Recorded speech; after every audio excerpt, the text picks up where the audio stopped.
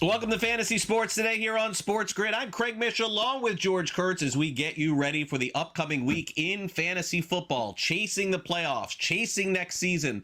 Still a lot at stake. We'll break down all the big games and give you the very latest news, notes, information, and injuries in the National Football League as we get ready for another week. And it's been great to see you again here, George. And certainly we're going to have a fun week ahead of us as we get ready for what seems to be a pretty pivotal week in fantasy football. I know that we're headed toward your favorite holiday of Thanksgiving, and naturally it's going to be something that we'll probably talk a little bit here on the show as well, because here we go. We're heading into the fantasy playoffs for a lot of folks.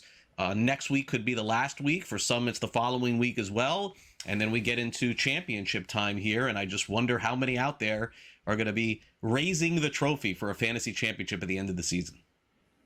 Absolutely, right? We are on the marathon part is over. There really is any kind of sort of a marathon in fantasy football, but the sprint is now here. We have 2 or 3 weeks left here, depending on whether you play 13 weeks or 14 weeks. So you need to win, or you're sitting, or if you're already a lock for the playoffs, you're starting to set up your roster here the way you want it to. You're looking. This is probably the only time with the fantasy schedule, Craig, where I look at NFL schedules.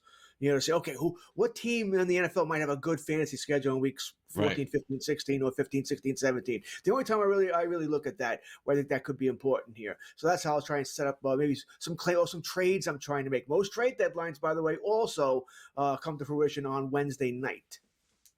A lot of quarterback news here as we head toward the weekend. Earlier in the week, the Jets made a quarterback change. And certainly the Falcons are going to be without their starting quarterback and Michael Penix, but that's just the tip of the iceberg, folks, as we head into the weekend trying to figure out who is going to play. Specifically for the Cincinnati Bengals, Joe Burrow practiced in full all week, and he has missed the majority of the season. In fact, probably cut in your fantasy league. Maybe somebody picked him up a week or two in advance. Unclear if he'll play this weekend, George, against the New England Patriots. The line is sort of indicating, as we're doing this show, that he will not play. As you see, the line is pushing 7. So that sort of tells me that questionable tag may hold him out another week. And by the way, if you're the Bengals, I guess I would ask this, George, what's the rush? You're out of it. You got no shot. Like, if you're looking for brownie points at the end of the season, sure. And now, look, I can't put myself in Joe Burrow's cleats, but I'm guessing he wants to come back and is putting pressure on the organization. They're going to want to do the right thing here. So I guess we'll have to wait and see. If Burrow's your only quarterback, you better have somebody else going into the weekend. Yeah, I do think Burrow is going to play. All right, so there's that. And I do have him in one league. And it's a league where I can afford to start him because I have a very good team. And I don't, even if I lose, it doesn't really matter. I think I'm 10-1, 11-1, whatever it might be. So I can afford to lose him there. But if you can't, you need to be careful here because it'll come down to who else you have on your roster. Let's not forget a couple of things here with Burrow. One, they're playing New England. All right, that's a rough defense to go up against here. 2, no Jamar Chase. He's suspended here. So this is not a great spot for Burrow, but it could give you the excuse you need to not start him, right? To give him a week to see what he can do. You know, so I think that's where I'm going to land with this, depending on who your other quarterback is. All right, my other quarterback in the league I'm talking about is Jacoby Brissett. I had Penix as well, but he's hurt. So I got Jacoby Brissett. You know what? Yeah. As scary as it sounds, I don't have a problem starting Brissett. He's putting out top 5 quarterbacks. Based on what we've seen, yes. Based on what I don't trust him at all, and I think they're going to lose again this week. But yes, he's fantasy-wise, he's putting up big numbers. Meanwhile, Aaron Rodgers didn't practice most of the week, and it looks like at this point it's 50-50 on whether or not he will play. Mason Rudolph got a lot of the first team with Pittsburgh, so if Rodgers is your QB2 in a super flex, maybe look for some other options. Also, no word if Josh Jacobs is going to play this week. Feels like Matt LaFleur is doing his best dance, George, this week, not really being clear on whether or not he will play, saying that he can play if they need him to play. Emmanuel Wilson got a lot of the first team snaps and scored a touchdown, by the way, last week for the Packers. Very capable running back if he ends up playing. Same with Lamar Jackson on the injury report, but I believe Jackson probably will play for the Ravens. I shouldn't be shocked to see him play considering that they're chasing down a playoff spot. And then finally, Joe Mixon. A report came out from NFL Network saying he was going to miss the rest of the season. Mixon says, hold the phone here. I may come back. And you know what? I don't think he does this, George, to be honest with you, if the Texans don't win 2 in a row and then win yesterday. Houston's won now 3 in a row. We'll get to that game here in just a minute. But all of a sudden, Joe Mixon is feeling like, hey, Saturday, wildcard weekend, 4:30 p.m. Eastern. Houston's going to be playing on the road against somebody or at home against somebody, right? That's where we're headed here. That's funny. It's very true, by the way, but it's also very funny. For those who don't get the joke here, whenever they make the playoffs on Wild Card Weekend, they're playing the first game on Saturday. And that's just what the NFL does to them. I guess they're not a big drawer there. I think you put it perfectly. If Houston doesn't win a couple of games, they're not back in the wild card hunt. I don't see them winning the division. Even with the win last night, they're 6-5. You're still 2 games behind, 2.5 behind Indianapolis, depending on what they do this weekend against Kansas City. And what's really a huge game, by the way, 1:00 on Sunday. I think they're in the wild card hunt here, so we'll see what happens there. And I think it's what happened. Oh, we're winning playoffs. Okay, maybe I'm not that hurt. Maybe I can come back. That sort of thing. I don't think he's going to help you fantasy-wise anyway. He's still going to be out a couple of weeks. Would you start him in your playoffs without seeing him? No. Once again, I guess it depends on what else you have on your roster, but probably not. Probably not here. No. But it is funny. No, Woody Marks is also playing pretty good. I mean, there's no reason to go away from him, and then Nick Chubb has been spelling him without a doubt. Also, late Friday, if you missed it, it was announced that Jackson Dart is going to miss another game this week with that concussion that he had, although he did practice some of the week. And Jameis Winston will start again at Detroit. In the league, I'm out of it completely, started Winston for some fun last week. And had he not started and ran in the end zone at the end, it would have been a disastrous decision for me. I'm putting Trevor Lawrence back in my starting lineup this week. Winston, you can sit on the bench, and I'll just watch the game and have fun with that. Good game on Thursday Night Football. We haven't said that on a primetime game probably in weeks, George. The primetime games have stunk, but last night was really good. Opened up the game thinking James Cook and Buffalo going to just roll here. Cook rolls off a huge touchdown run. Buffalo goes up, and then the lights went out.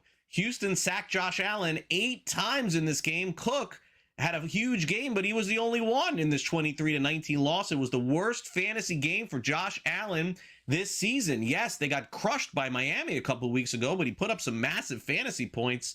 I mean, George, Houston is the fantasy defense to own at this point, even if they don't score touchdowns. My gosh, 8 sacks against Allen, 2 interceptions, fumble, and then with the points given up, depending on your scoring system, 15, 20-point week for the Houston defense.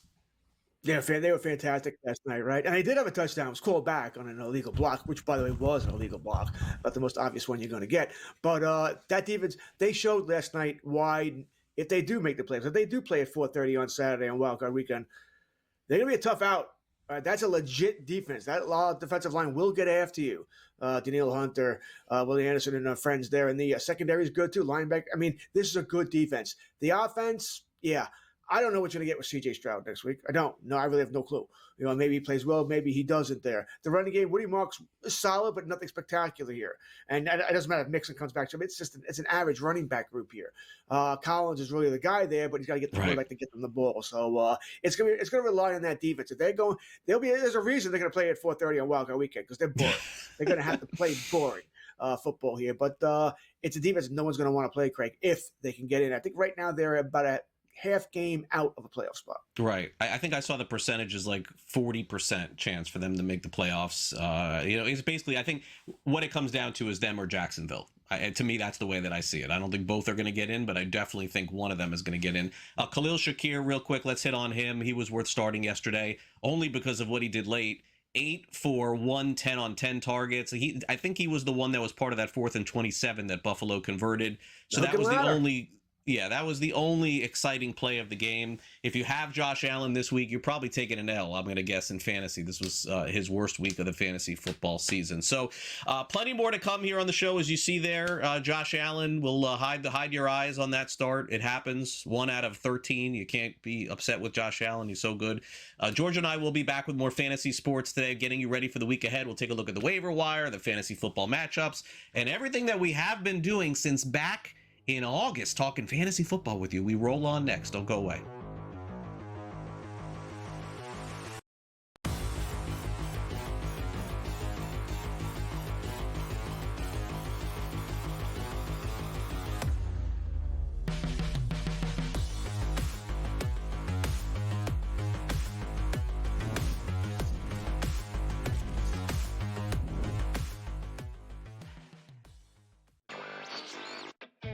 Another sport like the NBA, which is dealing with its own scandals, so to speak, and its own headlines with the FBI and what else comes, because this is the same FBI team that also brought the NBA scandals to light. So I'd have to imagine they're working on some other stuff as well right now, and the timing is definitely not a coincidence, but definitely some very significant news in the gambling world that now you're not going to be able to bet more than $200 on a specific pitch market. Newswire, only on SportsGrid. The 35 cents, though, for yes on Ohio State. Yeah. I like that, Donnie. I think there's value in that right now because we only got, 3 weeks left to go. Then we'll have conference championships. Yeah, the more they keep winning, and they will win, the more that will increase, and that's a pretty good return on an investment there with Kalshi. The Early Line, only on SportsGrid. Where are the wins coming from? And yes, I agree. Are they good enough to win those games? Yeah, of course they are, right? But the reality of this team is not very good this year in one-score games. They're not. That was their bread and butter a year ago. Like every win last year, one-score game, the Chiefs found a way to win it. The Craig Carton Show, only on SportsGrid. It's almost like betting the stock market. The good part about it is you can take a bet today. In 2 or 3 days, if you nail that bet, you can be able to cash out, Joe. Like you just hit a heavy stock. Like you go into Sun Microsystems or whatever it's called, and you buy into it. In 3 days, you can sell it for a massive profit. Do you understand these markets, Joe? I do understand the markets. It's amazing how some of the predictive markets seem to have the answers before the test. SportsGrid's College Football Today.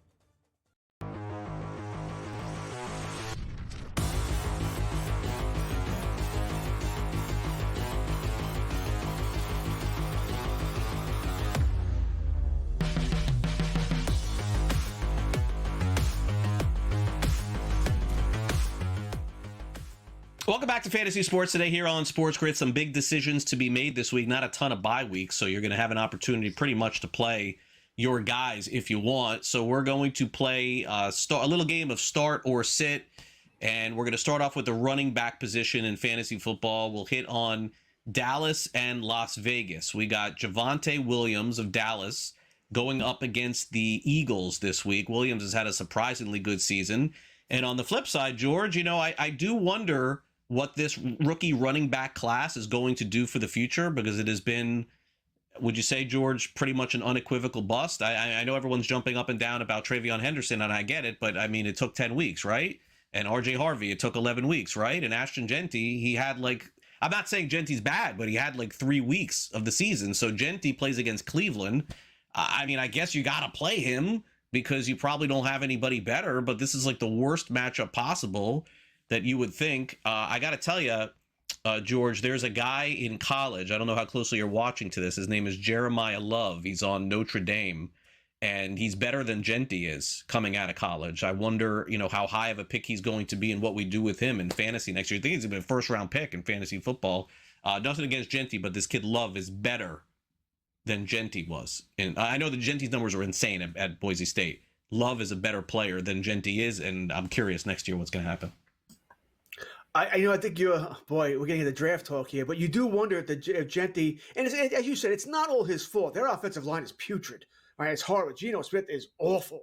All right, they have no wide receivers. So every team's going to play the run, but you do wonder if we're going to go back to we're not taking a running back in the first round. NFL draft wise, fantasy draft a little different here, but you do wonder if it's going to go back to that, because if you don't hit on it, you're in a lot of trouble. You're just in a lot of trouble. So.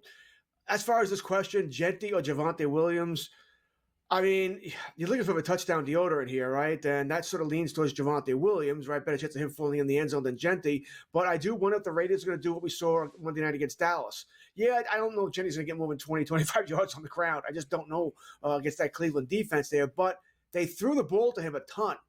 In PPR leagues, that's point. So I can see you thinking that's the advantage there. But I'm going Javonte Williams here. Don't expect a big game for either one. I think you're really hoping double digits from one of them, get in the end zone there. But I'll take my chance with Javonte Williams. Next one's, by the way, I agree. Next one to me is just like the easiest. It's like the easiest one of all the ones that Sam gave us. So we have Rome Odunze of the Chicago Bears. Once every 3 weeks, Rome Odunze is like getting 20 points and then the rest nothing. Versus Michael Wilson of the Arizona Cardinals, who, if you didn't watch the game and just saw the stats after the game, you were absolutely freaking out. This guy had so many targets and so many yards. And I know he didn't score a touchdown last week, George, but I got to tell you, man, I don't like Jacoby Brissett at all. I don't like Arizona at all. I'm 100% firing up Michael Williams this week, or Michael Wilson this week. I saw enough. Now, next week, I think Harrison's going to come back and it's going to end. But Arizona, George, they're so bad. They are so banged up. They have no running backs. They have no receivers. They have no offensive line. I don't think Brissett's going to complete 47 passes. It wouldn't shock me to see him complete 30 passes this week, though. I think Wilson's going to have another big game. Yeah, I don't really have anything to add. I'm on Wilson as well. All right. You said Harrison's not coming back. Brissett, yeah, he's nobody's answer to a franchise quarterback, but he's thrown the ball a million times. I think he may have to do it again here against the Jaguars. Yeah, Jaguars not the greatest pass defense. Give me Wilson pretty easily over. And listen, I'm not knocking Odunze. All right, good receiver here, but there's also a lot more people to feed there in Chicago than there is in Arizona. Give me Michael Wilson. All right, this is a tougher one here, probably because if you have injuries, maybe you're forced to play one of these two players. We have Tez Johnson on Tampa Bay. It's been okay for a waiver wire guy, but a little inconsistent. Rashid Shaheed is now in Seattle, plays against Tennessee this week. Boy, this is like the bottom of the barrel here if you got to start somebody here as wide receiver 3 or flex, George. I think you probably had me at Tennessee, so we'll go with Shaheed. All right, there. And I think Seattle's probably a little angry at what happened last week to losing that big game to the Rams there. So maybe they want to come out and make a statement here. I don't love either guy. Once again, you're looking for the big play here. Who gets the big play? You know, I'll take a chance at Shaheed. Could be Tez Johnson, but that's a tougher matchup against the Rams there on Sunday Night Football there. Give me Shaheed. But like I said, this is gut feel. Yeah, I'll go the other way, by the way. I'll go the other way. I'm going to go Tez Johnson here. I don't know. I don't have a ton of confidence in what I'm seeing with Seattle. I think they're going back to the running game at the end of the year. That's my opinion. Okay, so Mark Andrews either scores like some crazy touchdown or gets a 0. Kyle Pitts is playing his last few games as a member of the Atlanta Falcons. Pitts is at New Orleans. Andrews takes on the Jets. Andrews scored on a fake tush push this past week. He's always dangerous to score, but I think I probably, I think that Pitts is going to get 6 points. Andrews is going to get 2 or 20. And I think it's the team that you're playing against and the team that you have that helps you make that decision this week. I don't love either guy. I don't think anybody loves either guy here. But let's just say your analysis is true, which I kind of agree with, right? I'll even give Pitts 8 points. Let's say 8 is what you're looking at Pitts. 2, 8, or 20. I'm gonna roll the dice to the upside. I'm really worried about 6 points between the 2 and 8 here. Jackson does look for him. It's a good matchup for Baltimore right here. So I'm gonna go with the upside with Andrews. But like I said, if you're thinking you're gonna be in a really close matchup and you need every point you can get, the safer pick probably is Pitts. But man, there's just no ceiling there. My Cousins can't even complete a handoff right now. Oh, so, what is going on with him? I agree. 4.5 yards a throw. What are we doing? No, I don't feel great about it. They're back-to-back in my rankings, by the way, but I'll go Andrews. Yeah, agreed. Okay, tougher one here.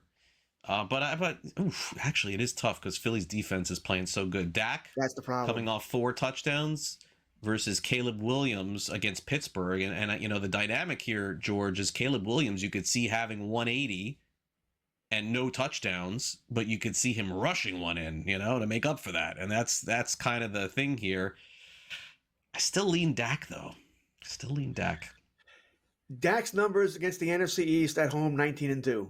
All right, so he generally puts up big numbers, but Philadelphia's defense is legit. One of the best in the league here with those moves they made here.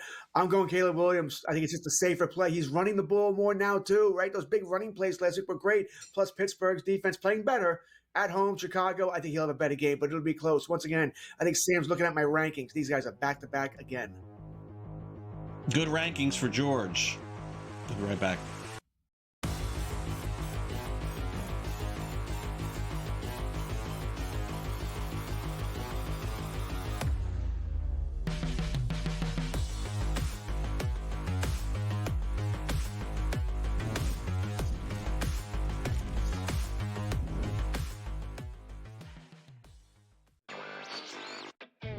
another sport like the NBA, which is dealing with its own, scandals, so to speak, and its own headlines with the FBI and what else comes, because this is the same FBI team that also brought the NBA scandals to light. So I'd have to imagine they're working on some other stuff as well right now, and the timing is definitely not a coincidence, but definitely some very significant news in the gambling world that now you're not going to be able to bet more than $200 on a specific pitch market. Newswire, only on SportsGrid. The 35 cents, though, for yes on Ohio State. Yeah. I like that, Donnie. I think there's value in that right now because we only got, 3 weeks left to go. Then we'll have conference championships. Yeah, the more they keep winning, and they will win, the more that will increase, and that's a pretty good return on an investment there with Kalshi. The Early Line, only on SportsGrid. Where are the wins coming from? And yes, I agree. Are they good enough to win those games? Yeah, of course they are, right? But the reality of this team is not very good this year in one-score games. They're not. That was their bread and butter a year ago. Like every win last year, one-score game, the Chiefs found a way to win it. The Craig Carton Show, only on SportsGrid. It's almost like betting the stock market. The good part about it is you can take a bet today. In 2 or 3 days, if you nail that bet, you can be able to cash out, Joe. Like you just hit a heavy stock. Like you go into Sun Microsystems or whatever it's called, and you buy into it. In 3 days, you can sell it for a massive profit. Do you understand these markets, Joe? I do understand the markets. It's amazing how some of the predictive markets seem to have the answers before the test. SportsGrid's College Football Today.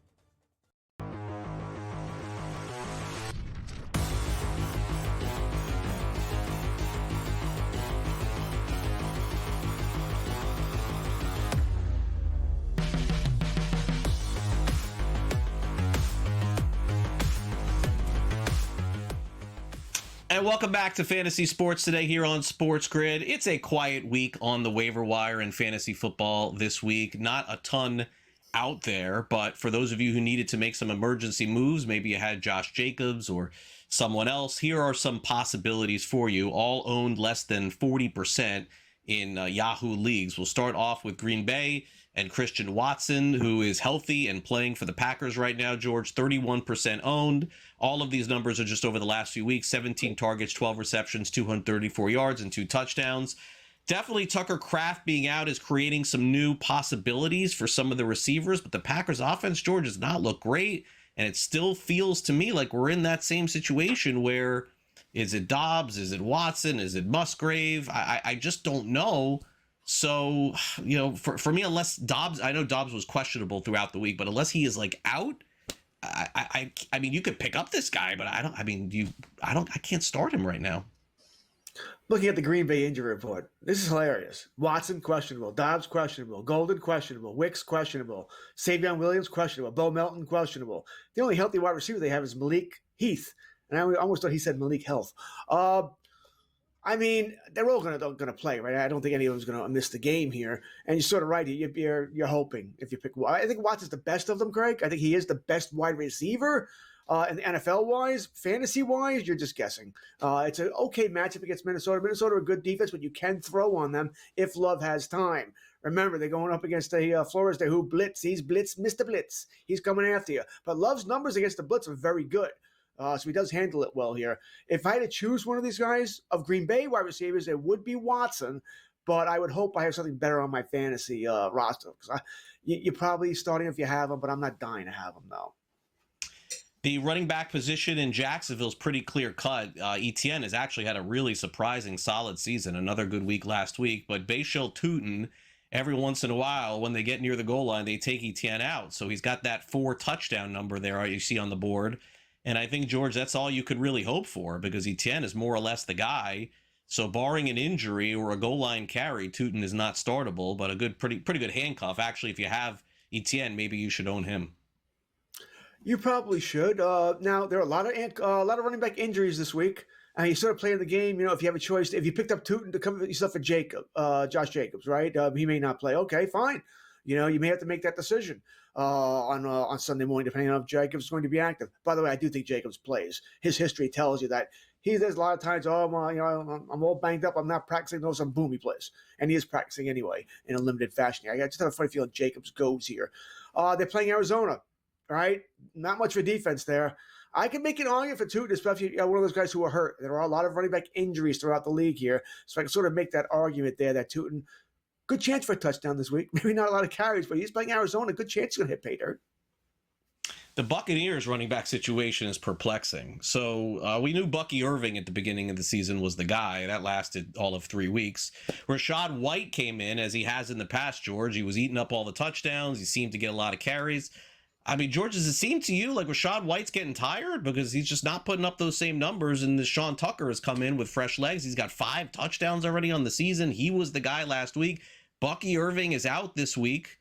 But, I mean, I guess you could start Tucker if you feel comfortable with it. It wouldn't shock me, though, to see Rashad White get 60 yards and a touchdown again. This is a tough one. I think Rashad White, I think you're right. He looks done for whatever reason. It's not very good the last couple of weeks. I don't want to start Rashad White in a league. I'd rather have Tucker over White is where I'm going with that. Much rather have Tucker over White. The problem is, though, they're playing the Rams. Really, really good defense at home. You might need that touchdown deodorant, which isn't going to be easy to find. And Tampa Bay hasn't really been playing all that well of late. So we'll see what they can do. I'd rather have Tucker over White. And if I have Tucker, he's a running back too. So you're probably putting him in your lineup. Finally, let's go to the tight end position. Juwan Johnson actually been a pretty good target here for Tyler Shuck. 37% owned, 43 receptions, 491 yards, 3 touchdowns. Maybe Sam Laporta, you have him on your team. It was announced Friday, probably missed the remainder of the season. Maybe Tucker Kraft. I mean, look, at this point, you got to grab available tight ends, and Johnson is the most added tight end of the week in fantasy. Yeah, I missed him in one league. I had to set up for Brock Wright instead, the backup for Laporta there. We talked about Andrews and Pitts earlier. Well, this is sort of another, which one do you want here? You want to have Juwan Johnson or maybe Cade Otton, another guy. These are all 4 in a row here. Pitts, Andrews, Otton, Juwan Johnson. He is a tight end 1 for me this week. He's in my top 12 there, so I am probably starting him if you have him on your roster. All right, let's take a quick time out here on Fantasy Sports Today. When we come back next, it's time for the fantasy games of the week in fantasy football. Don't go away.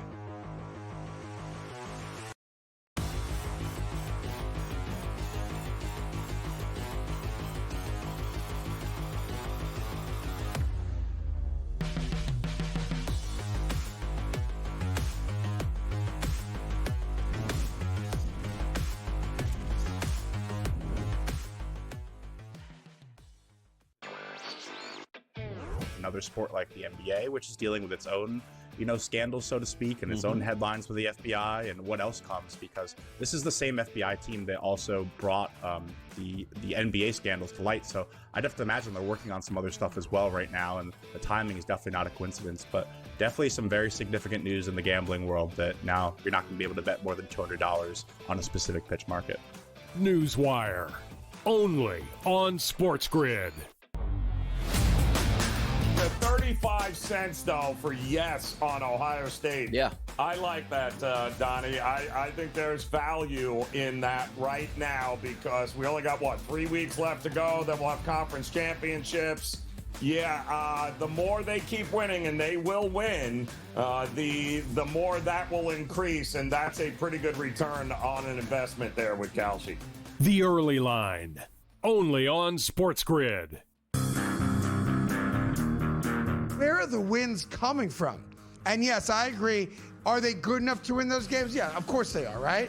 But the reality of this team is not very good this year in 1-score games. They're not. That was their bread and butter a year ago. Like every win last year, 1-score game, the Chiefs found a way to win it. The Craig Carton Show, only on SportsGrid. It's almost like betting the stock market. The good part about it is you can take a bet today. In 2 or 3 days, if you nail that bet, you can be able to cash out, Joe. Like you just hit a heavy stock. Like you go into Sun Microsystems or whatever it's called, and you buy into it. In 3 days, you can sell it for a massive profit. Do you understand these markets, Joe? I do understand the markets. It's amazing how some of the predictive markets seem to have the answers before the test. SportsGrid's College Football Today.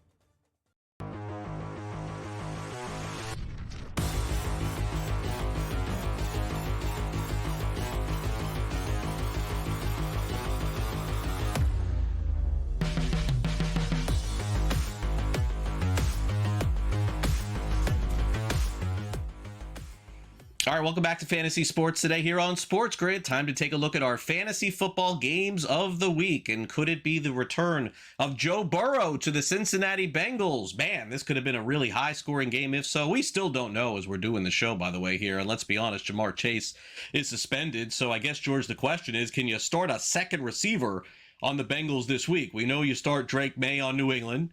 We know you start Travion Henderson. The receivers have been a little bit iffy. The bigger story, though, is definitely on the Bengals side this week. No Chase, maybe Burrow. Got to make sure that you're locked in on Sunday to make sure on these things. Yeah, it's an interesting fantasy game here. You mentioned Henderson, by the way, for New England. Stevenson's probably coming back. Man, if you're a Henderson, he's on your team, and all of a sudden Stevenson's the number one again because Vrabel likes him more. I think fantasy owners are going to be in an uproar, wanting to strangle Mike Vrabel for as good as a season as he had there. But that could be a problem for us to keep that in mind there. It's all about Burrow. Like I said, it depends on who else you have on your roster. I'd like to give Burrow a week first, mainly because Chase is out too. Gonzalez is going to cover T. Higgins, and he might travel with T. Higgins. That can be a problem. As Sam Yarnell, our producer, and I were talking during the break, he could be a pickup for you if you're desperate for a wide receiver because he might be the guy Burrow's going to look at over and over again. I don't know if Cincinnati defense is going to be able to stop Drake May and company all that often. So this is a very interesting game as far as what Burrow is going to do and how he looks. Giants and Lions, we found out the Giants starting quarterback this week is going to be Jameis Winston. I'm not sure. Is this a good matchup for him on paper, George? Because, boy, I think Detroit's going to – they got to be angry with the way that they've been playing, and I'm assuming they're going to score a lot of points. So it's Jared Goff time. Dan Campbell said this week is Montgomery week, I guess. We'll wait to see if that really plays out. Amon-Ra St. Brown's as good as anybody in fantasy. We know we're starting him for sure. On the side of the Giants – it's Winston with no receivers. Running back last week, Tyrone Tracy did well. Singletary actually came through a little bit last week. I think I feel good about Tracy, though. I'm starting to think that they're finally going to give him the ball a little more. Agreed, but it's a tough defense, tough raw rush defense there in Detroit. There. So I'm not thrilled about starting anybody on the Giants, but if you have Tracy, and I do in the league, yeah, he starts. All right, I don't have anybody else I can go with here. Singletary, though, does seem to get the ball near the goal line for whatever it's worth there, which is frustrating. He's to be the goal line guy. Not really much else I want to start there with the Giants, and all of you Detroit Lions go here. I do see it being a revenge game for, as you said earlier, how poorly the Lions have played. And we all know Goff, much better in that dome, especially against the bad defense of the Giants, than he is on the road outdoors there. So it's Detroit Lions go. Other than Tracy, I guess if you're desperate Theo Johnson, that's about all I want to talk about on the Giants. Colts and Chiefs, Jonathan Taylor had a bye week last week. People were complaining. I mean, come on. He's like the best pick at all of fantasy football this year. He's been fantastic. Certainly Daniel Jones startable this week. And on the side of Kansas City, it's been a little bit of a mixed bag, George. Week to week, you just don't know. I mean, Rashee Rice, yes, of course. Do you feel comfortable starting Kareem Hunt knowing Pacheco could be back, Patrick Mahomes? I mean, maybe this is an overrated offensive game this week. I'm just not so sure what to expect. I guess the good news here, we'll start with Indianapolis. Daniel Jones taking off the injury report. Some red flags yesterday when he was put on with the calf injury, but he practiced in full today, so he's fine. He's going here. Jonathan Taylor, Pittman. I mean, Pearson Downs may go for you too. Obviously, Warren goes. Kansas City, I mean, you're starting Mahomes, right? You're starting Rashee Rice. You're starting Travis Kelce. After that, it gets much more interesting. I don't know if I want to start anybody else. You brought up Kareem Hunt here. Running back 3 at best, Pacheco or not. Even if Pacheco's not in the line, I'm not dying to start Hunt. You do need that touchdown deodorant. So he's going to get you single digits. And now Sam's telling us that Pacheco's out here. It doesn't really change my opinion on Hunt. He doesn't get the end zone. You're looking at single digits. You know, you need him to get that touchdown. They do use him in close, though. So he is the goal line guy. So he'll certainly have his opportunities here. I just don't see Kansas City's getting more than 3 touchdowns here at most. That's their max, 3 touchdowns. Agreed. Okay, so Jaguars-Cardinals, what to make of this one? This has some potential for some points. The Cardinals seemingly can't stop anybody, and Jacoby Brissett's throwing like crazy, but the running back situation, very murky for the Cardinals. DeMercado is out this week. They added a backup running back to their roster. Bam Knight is not 100% healthy. The Jacksonville Jaguars found their way offensively with Travis Etienne. They also used Jacoby Myers a little bit last week. I was surprised how many looks that he got. I guess Trevor Lawrence becomes startable this week. Jacoby Brissett, a back end QB1. I mean, that's a little crazy. I feel crazy even saying that, to be honest with you. What do you think, George, this week? This is a tough one for me this week. I feel like Etienne is a guaranteed starter against the Cardinals. I feel like Michael Wilson is a guaranteed starter. McBride, a tight end. But I think it's a little risky across the board. I'm not sure. Yeah, I'm laughing because it's the Arizona Cardinals versus the Jacksonville Jaguars. And what keeps going through my head is if you have a player on either team on your roster, he has to go in this game. All right, he just has to. This should be a lot of points in this game. Neither team is much of a defense. All right, I don't trust I don't truly trust anybody. Right? We don't trust Brissett. We don't trust Lawrence. But I think I trust the defense is less. You know, there should be points put up in this game here. Would anybody be surprised if it's 34-28 at the end of the day here and we get 60-plus points? I'm not. You know, I just think there are going to be points on the board here. I'm starting Brissett in, I think, 3 leagues, which is just nuts. They're all super flex leagues, mind you, but I'm starting Brissett in 3 leagues. Michael Wilson's going. And I'm just talking about guys outside of the norm here. You're certainly starting McBride, Brian Thomas. I know we haven't got much. Etienne definitely goes here. Bam Knight, yeah, he goes for me. So, Craig, if I have a Jaguar, I have a Cardinal on my roster, odds are, unless that roster's pretty stacked, I just picked up these guys to block other people, odds are they're starting. Eagles and Cowboys, this is usually a fun, good matchup, although the Eagles have done nothing offensively in weeks.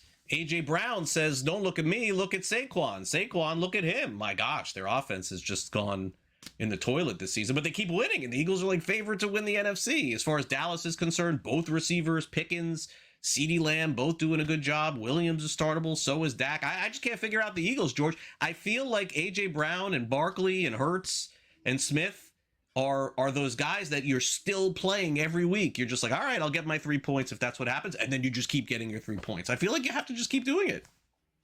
I agree. I mean, what's the old, never sit your studs, right? And if I drafted those guys, yeah, they're all for top 3 round picks. Listen, if you could sit Barkley, God bless you. You have 2 better running backs than Barkley. Wow, you did a really good job there, which I guess once again could be. But I think Barkley will be okay. You know, Hurts, tush push, all right? You might get the end zone there. A.J. Brown, it is the spotlight game. So it's the Dallas. Maybe he does something. That comment he made so you don't think Barkley's good anymore either. I don't know if you throw, if I'm Barkley, I'm not happy about hearing that. Don't put my name in your mouth, okay? You got your own problems. Don't put me in there. I really wouldn't be all that thrilled about that. So there's a lot of inner turmoil going there in Philadelphia. But the bottom line is I can't sit any of them. All right, Devonta Smith's been pretty good anyway. You start Devonta. I'm starting Dallas Goedert as well. All right, I think Philadelphia will be okay. Dallas, like I said, has the better offense, but against a much tougher defense. But you're still starting Dak, Ferguson. You met the CD, Pickens, Javonte Williams. They're all going here, but I don't see this being a shootout. I don't think it's going to be that. The first game was 24-20. I think it'll be pretty similar, Craig. Right around 24-20. 45 points, somewhere around there. Yeah, Eagles are just not scoring. I just don't think all of a sudden it's going to happen, although teams do that against Dallas, unless you're the Raiders. Buccaneers and Rams on Sunday night. The Bucs made things clearer as the week went on that there would be no Bucky Irving. We just talked about Tucker and potentially Rashad White. Emeka Egbuka, of course, who's slowed down significantly since the beginning of the season, still got to play him and suit him up. For the Rams, it's pretty clear cut. You got to play all these guys. Stafford, Puka Nacua, Devontae Adams. By the way, last week, George, Devontae Adams, full go, right? No restrictions, 1 catch in the end zone. That was it. Kyron Williams at running back, you could start him too. Rams are just the better offensive team. What has gone wrong with the Bucs here, George, in the month of late October, November? They've gone the other way here. I think injuries have hurt the Bucs. I do. Offensive line injuries. Baker does not. He's running for his life a lot. And listen, as much as we love Egbuka, you lose Mike Evans and Chris Godwin. And Godwin might play this week, by the way. I would probably not start him this week. Another guy, let's see what he does one week. We'll start him next week here, unless you're desperate here. But I think injuries have hurt this team, taking them out of rhythm a little bit. So I think that's what the problem has been here. Your normal Rams are going here. Tampa Bay I'd be a little bit careful about, but you're still studying Baker, you're studying Egbuka. Buy or sell up next. Don't go away.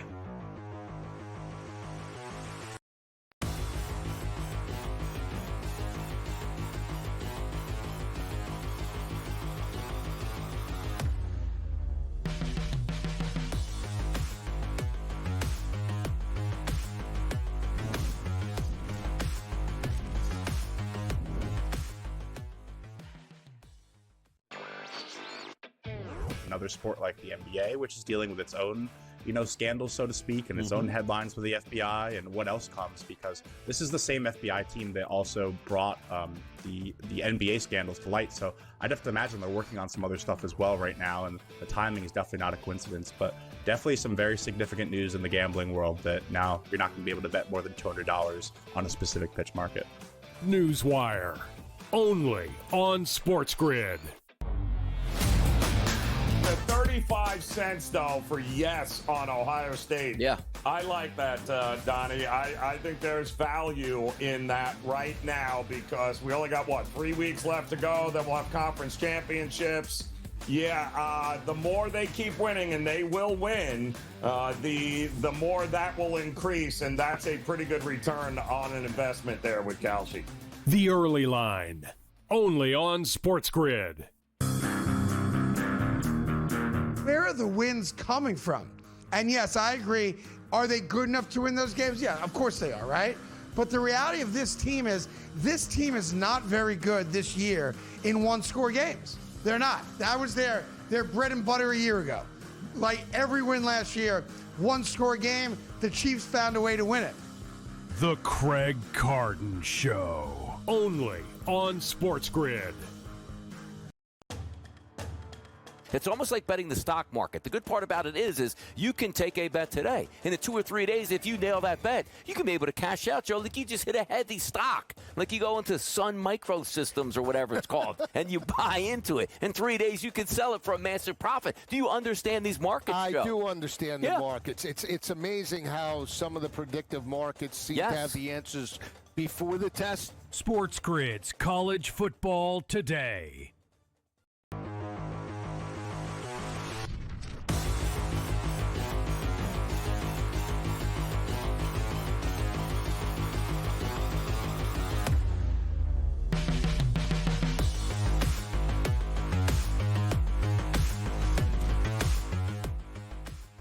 All right, welcome back to Fantasy Sports Today. We got 15 minutes left here in the show. Thanks for sticking around with us. Hopefully you'll stick around with us for the rest of the season. Despite winning or losing, we're still here to try and help you walk through it.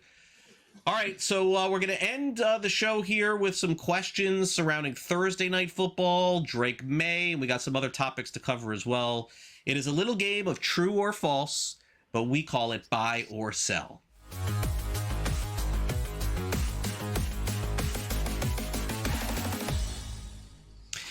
This past Thursday, we saw a great game on Thursday night. It was fun from beginning to end. There's no argument. If the games were similar to that on Thursday Night Football, it would be a great season.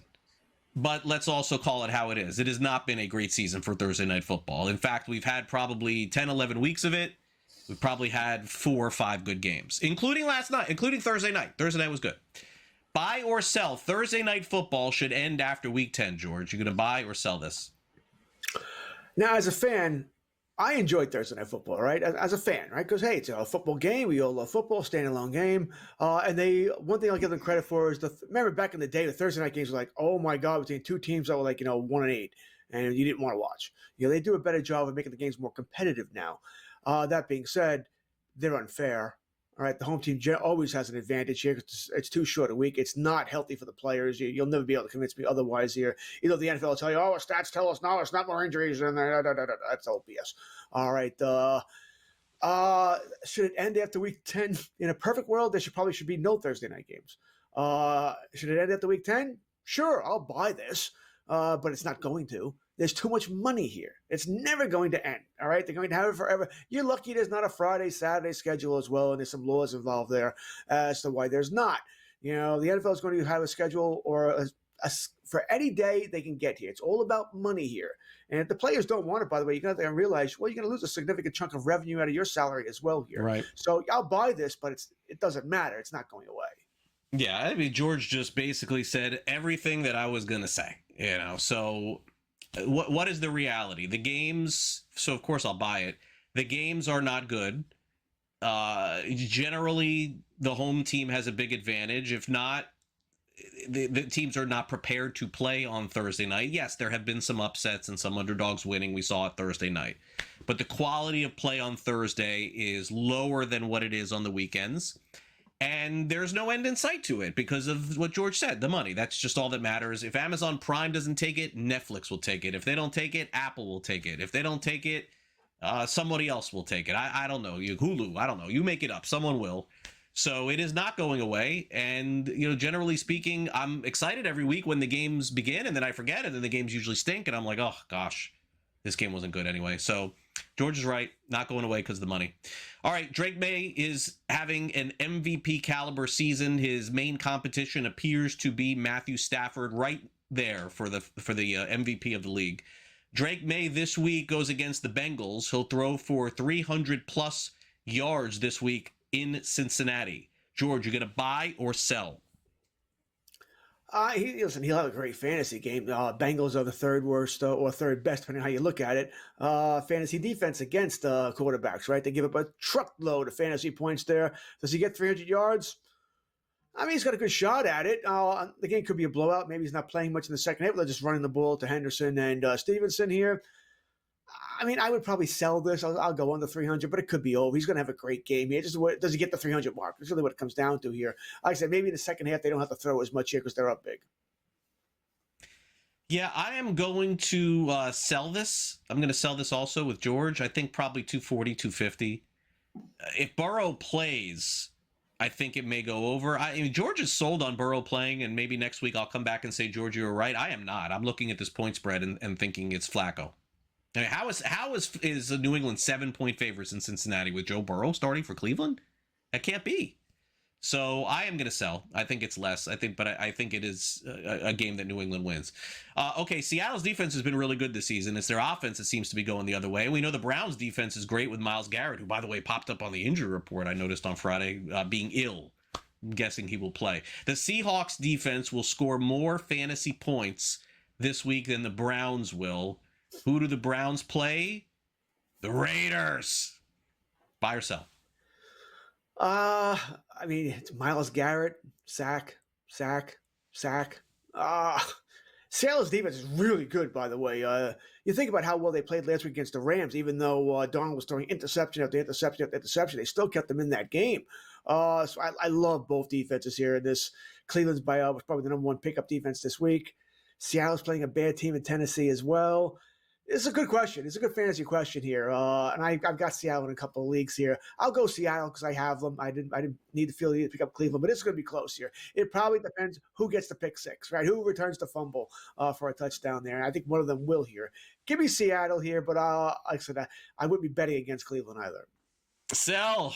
I am definitely on the Browns.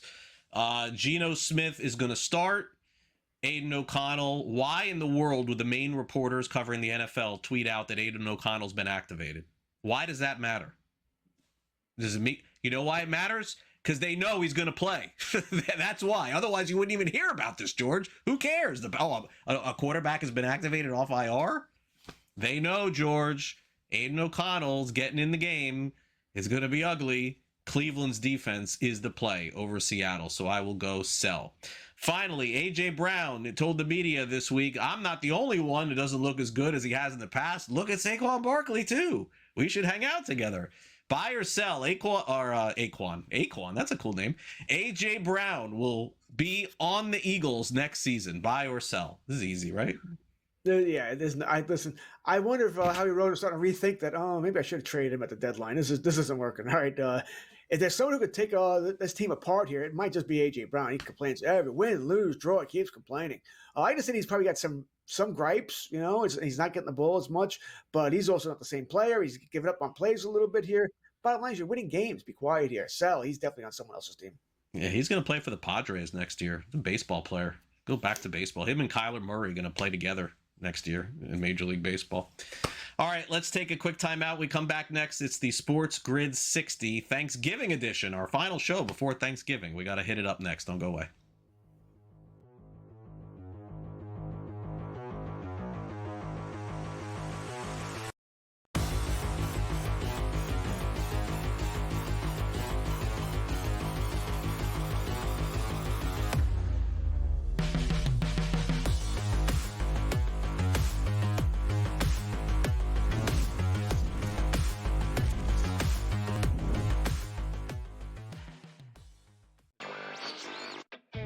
another sport like the NBA, which is dealing with its own, scandals, so to speak, and its own headlines with the FBI and what else comes, because this is the same FBI team that also brought the NBA scandals to light. So I'd have to imagine they're working on some other stuff as well right now, and the timing is definitely not a coincidence, but definitely some very significant news in the gambling world that now you're not going to be able to bet more than $200 on a specific pitch market. Newswire, only on SportsGrid. The 35 cents, though, for yes on Ohio State. Yeah. I like that, Donnie. I think there's value in that right now because we only got, 3 weeks left to go. Then we'll have conference championships. Yeah, the more they keep winning, and they will win, the more that will increase, and that's a pretty good return on an investment there with Kalshi. The Early Line, only on SportsGrid. Where are the wins coming from? And yes, I agree. Are they good enough to win those games? Yeah, of course they are, right? But the reality of this team is not very good this year in one-score games. They're not. That was their bread and butter a year ago. Like every win last year, one-score game, the Chiefs found a way to win it. The Craig Carton Show, only on SportsGrid. It's almost like betting the stock market. The good part about it is you can take a bet today. In 2 or 3 days, if you nail that bet, you can be able to cash out, Joe. Like you just hit a heavy stock. Like you go into Sun Microsystems or whatever it's called, and you buy into it. In 3 days, you can sell it for a massive profit. Do you understand these markets, Joe? I do understand the markets. It's amazing how some of the predictive markets seem to have the answers before the test. SportsGrid's College Football Today.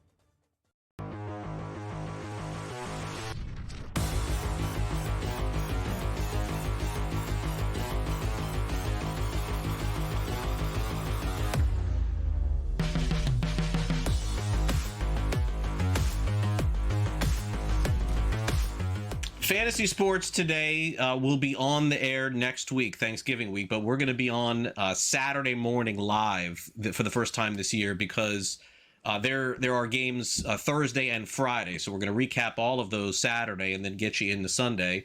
And the reason for that is, of course, because Thanksgiving, which when George and I were growing up and we were youngsters, we were watching football, there would be a game at 12:30 p.m. and 1, and there would be a game at 4. And then that would be your Thanksgiving football. That was it. But in this day and age, there's a college football at night. There's 3 NFL games during the day. We got a Black Friday game coming on Friday, too. And so naturally, we have a lot to get into. But George, your Thanksgiving, what does it look like this year? Yeah, Thanksgiving's always been my favorite holiday. It's Christmas when I was a kid, of course, but once that passed, it's Thanksgiving. It's usually a big family thing. And I go to my mom's house there. My brother just called me yesterday. Okay, what time are you going to be at mom's Thanksgiving? Like, Green Bay and Detroit are playing at 12:30. I'll make sure I'm there before that. And yeah, I'll be rushing my wife out of the house. Come on, let's go. I don't care you work the night before and you get home at 8 a.m. Let's go. We got to get there. And that's true. She is working the night before. My daughter's working that night. So I got to time everything together here. But we go to my mom's. There'll be a bunch of us there.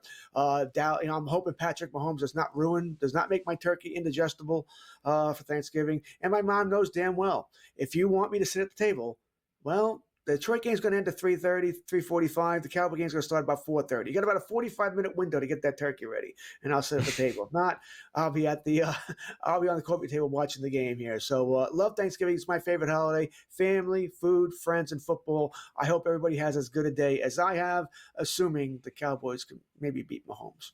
Maybe. Definitely. And it would be nice for George to have the Cowboys beat Philly this week, even if they lose on Thanksgiving. At least the game would be relevant for him.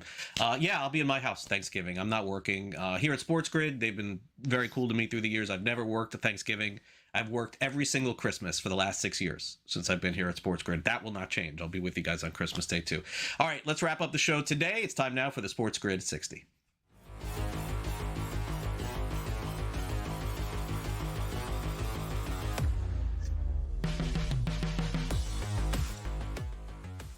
Got to a little hockey here. Just found out while we're doing the show, Connor Hellebuck for the Winnipeg Jets, for those who don't know, might be the best goaltender in the league. But one thing that's been a complaint about Hellebuck and the Jets, for that matter, is that he plays too much during the regular season, and that's why they don't have playoff success, because he's tired and he can't. Not the same player during the playoffs. I don't know how true that is. You know, I don't know if you play 55 games, 65 games during the regular season. I don't know if that makes all that much of a difference in the playoffs, but it's been one complaint. But it just came down within the past hour that Connor Hellebuck, I said, maybe the number one goalie in the NHL, certainly number one on your fantasy team, going to be out 4 to 6 weeks. A little procedure there, arthroscopic on his knee. So we're not going to see him till next calendar year. And, of course, we're seeing a lot of injuries here, a lot of talk. The NHL, the Olympics. NHL players going to play in the Olympics this year, Craig, which I kind of really enjoy. I'm going to first person to tell you it's really not the same thing because the Russians don't play. You really can't have the best in the world without the Russians in hockey.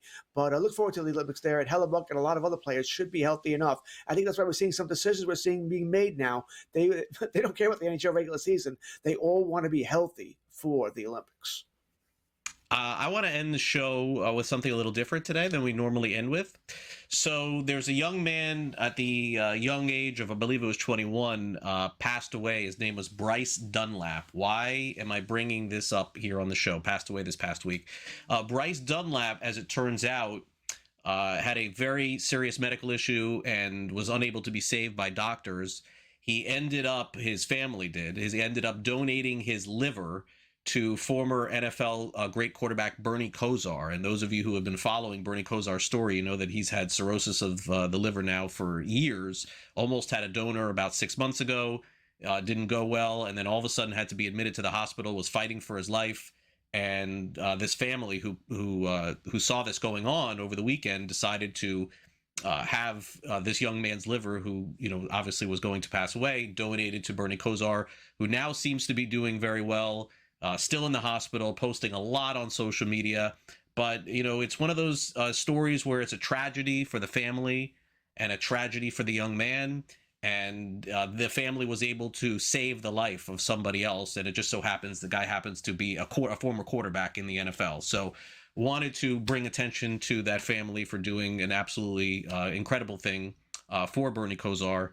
And as we approach Thanksgiving, that's certainly something every once in a while we have to be thankful for people who are out there that choose to do the things that they did. So, George, happy Thanksgiving to you and your family. And we'll see you back here next Saturday for our next edition of the show. Absolutely, Craig. Happy Thanksgiving to you and your family as well. Everybody out there, have a great holiday. Enjoy. And, don't eat too much turkey. Sounds good. For Sam, I'm Craig Mish. Happy Thanksgiving, everyone. We'll see you next Saturday on Fantasy Sports Today.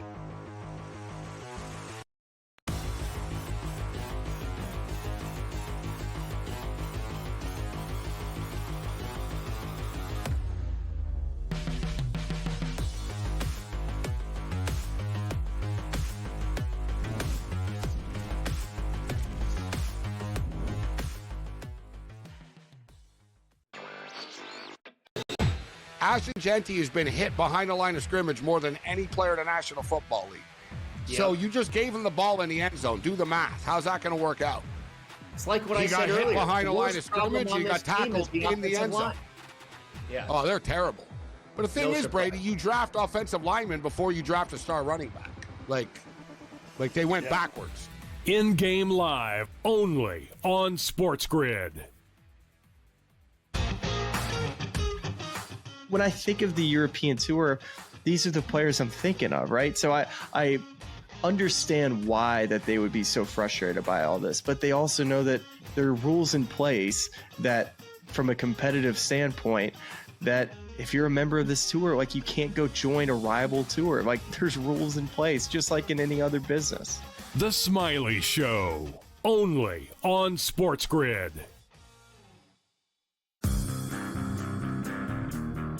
The Green Bay area and the Philadelphia area, you would get on ABC normally. Yes. But they didn't have ABC, so they couldn't get it locally. Yeah, it just, you have to ask the question, like, nobody wants to hear from Bob Iger during the Monday night game when 10 million people are blacked out from watching the game, and you not ask him about when the blackout's going to end. The Craig Carton Show, only on SportsGrid.